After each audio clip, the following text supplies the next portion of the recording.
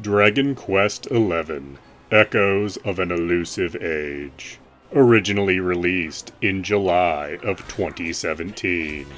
Is available on all modern platforms. Retailing for $39.99 on PlayStation, Xbox, and Steam. It is, however, $49.99 on Switch.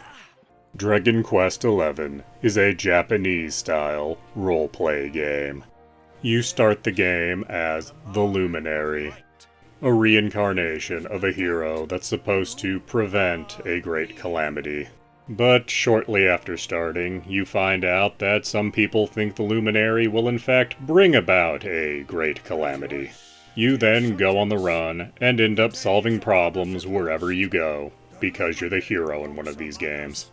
So the basic story is fairly standard, but once you complete the basic story, there is a huge amount of post-game content where things get more complicated and involve time travel.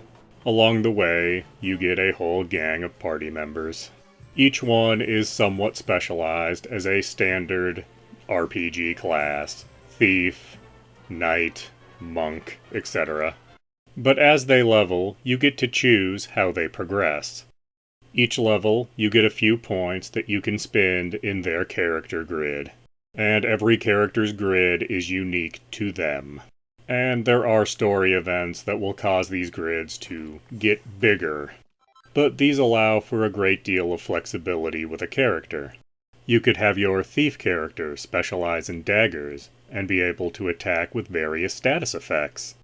Or you could specialize him in boomerangs, so he will attack all enemies on screen at once. That's the kind of choice you can make with every character. This adds a great deal of replay value, as the game could be a completely different experience with a party that's been specialized in a different direction. The game also rewards you for exploring, more than with just equipment and items. There is an optional mini-game where you can make your own equipment, and also improve existing equipment. If you want to make the most of this, you need to explore and do side quests to get recipes, and also find the raw materials.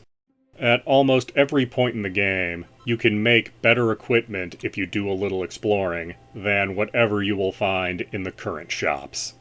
Some of the materials you need, you will literally just find on the map.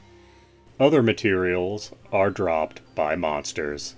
Which does bring us to combat, which is slightly different depending on if you're playing this game in modern 3D graphics, or if you choose to go for the old school 2D mode. 2D mode is much simpler for combat, and it plays the same way every Dragon Quest game has played since the beginning. Select commands for everyone in your party. They do them in an order that's based on their stats. The monsters then attack you. Repeat. But most people will probably be playing with the modern graphics.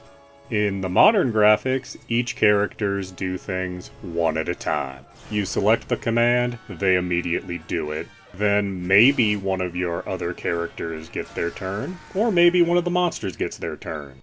But when it is one of your character's turns, you can actually move the character around during combat, although there's absolutely no point to doing this.